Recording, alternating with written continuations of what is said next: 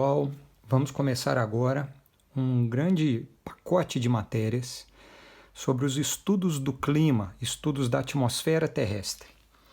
Isso recebe o nome de climatologia, beleza? Bom, para a gente iniciar os conceitos de climatologia, clima se refere a uma condição atmosférica, logia se refere ao estudo. Então a gente vai fazer o estudo de determinadas condições atmosféricas. Para a gente identificar os elementos que são estudados em climatologia, dois conceitos fundamentais. O primeiro deles, bem conceitual mesmo, é o conceito de tempo. Quando a gente fala de tempo, estamos tratando de tempo na atmosfera terrestre. Então, o tempo nada mais é do que uma condição momentânea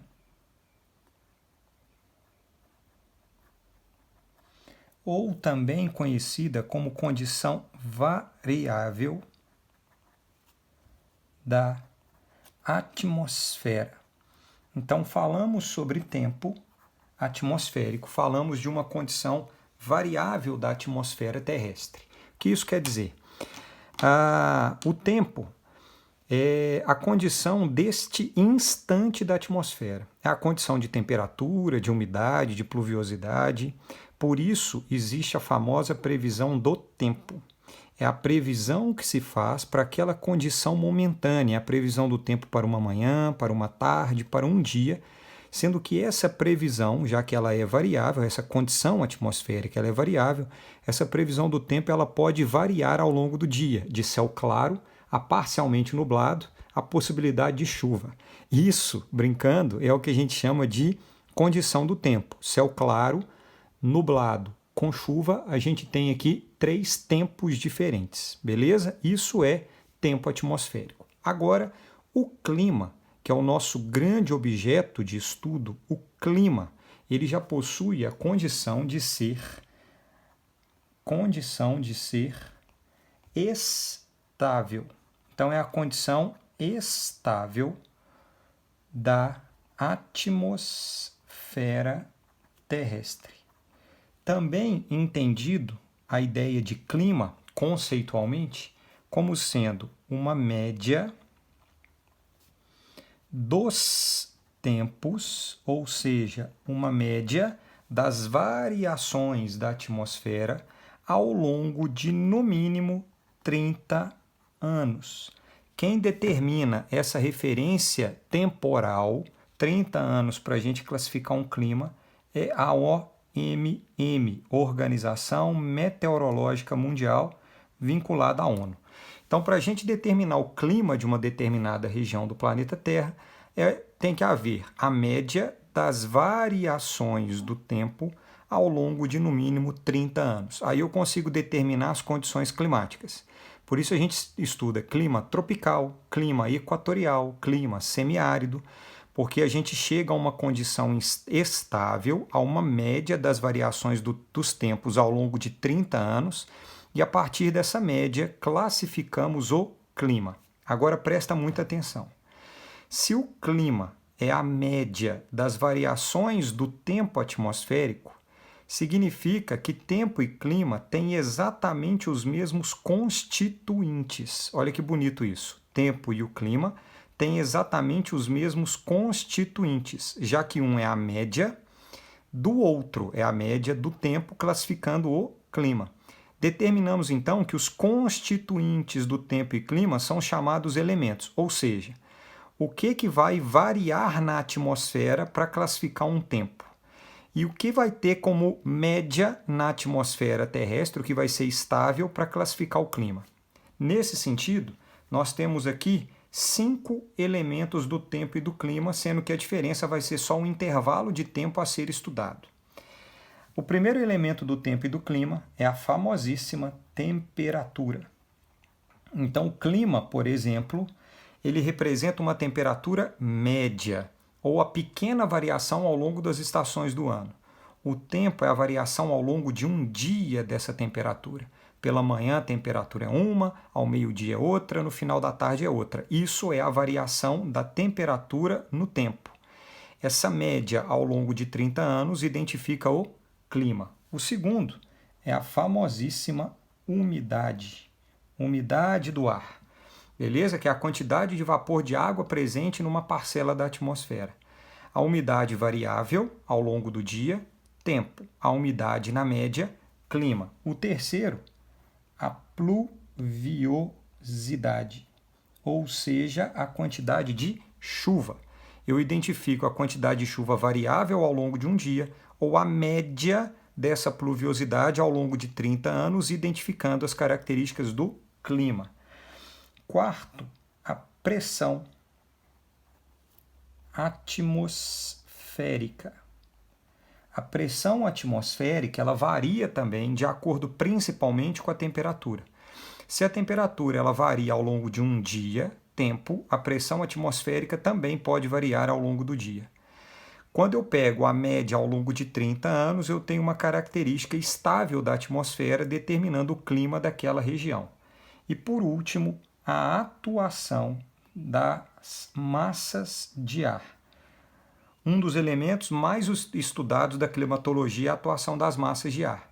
Essas massas de ar elas podem atuar ao longo de poucos dias ou elas podem atuar ao longo de longos intervalos de tempo, classificando, por exemplo, as estações do ano que determinam características climáticas.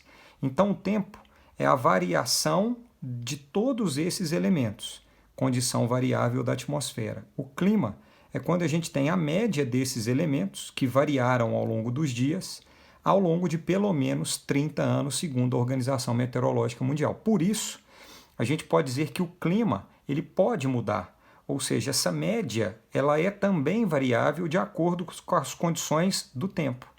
No entanto, para variar a média dos tempos, a gente demanda de um intervalo de tempo muito grande. Um verão ou um inverno mais rigorosos do que o normal não significa que há a mudança climática. Um verão ou um inverno mais chuvoso ou mais seco do que o normal não significa que a gente tem uma mudança climática. Significa que ao longo de 30 anos, esses extremos dos tempos e dos climas, eles podem ser anulados pela média ao longo de pelo menos 30 anos. Por isso, identificar a mudança climática é sempre muito difícil para os climatólogos. Só que os elementos do tempo e do clima, eles sofrem a influência do que nós chamamos de fatores do tempo e do clima. Ou seja, a temperatura ela vai variar. Quem é que determina a variação da temperatura? Um fator. A umidade varia. O fator determina essa variação e assim sucessivamente. Quais são, então, os fatores que determinam a variação dos elementos do tempo e do clima? Primeiro deles, a altitude. A altitude ela vai determinar a variação dos elementos. Tratamos a altitude, nesse caso aqui, como o relevo. Em regiões altimetricamente mais elevadas, a temperatura será uma. Em regiões altimetricamente rebaixadas, a temperatura será outra. Então, a altitude interfere na temperatura. Logo, interfere na umidade, na pluviosidade e na pressão atmosférica, por exemplo. Segundo fator, nós chamamos de continentalidade. Continentalidade será muito estudado em algumas aulas nossas.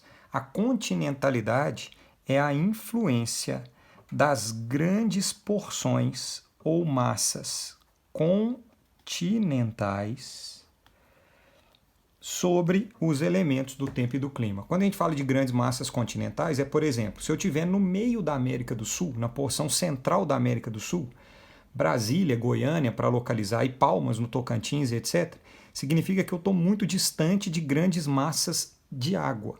Então, eu estou sofrendo o grande efeito da continentalidade, ou das grandes massas continentais. Isso vai produzir efeitos, por exemplo, sobre a umidade.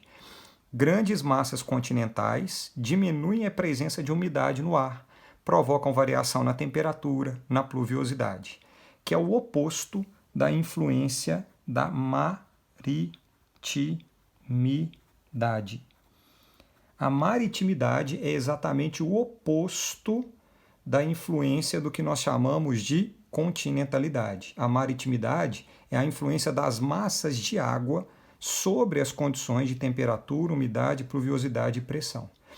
Por exemplo, A maritimidade, além dela influenciar na relação de temperatura, umidade, etc., ela também produz algumas variações quando a gente estuda na maritimidade a atuação das correntes marítimas.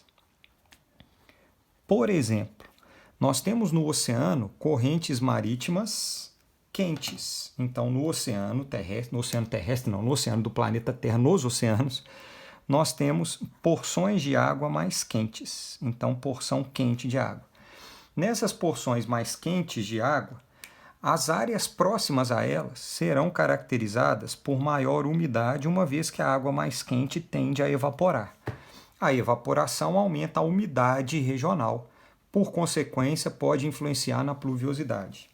E o contrário, a gente pode ter algumas correntes marítimas mais frias no planeta Terra, algumas porções de oceano mais frias, e essas porções de oceano mais frias significa que a água vai ter menor índice de evaporação, logo, redução da umidade. Portanto, correntes marítimas frias, por exemplo, podem interferir diretamente na formação de alguns desertos litorâneos, em função da presença de água fria, que diminui taxa de evaporação, a influência das correntes marítimas e da maritimidade, produzindo desertos litorâneos, áreas secas, mesmo próximo do litoral, em função da temperatura da água. E, por fim, a influência muito forte, talvez uma das mais importantes, um dos mais importantes fatores, a influência da latitude.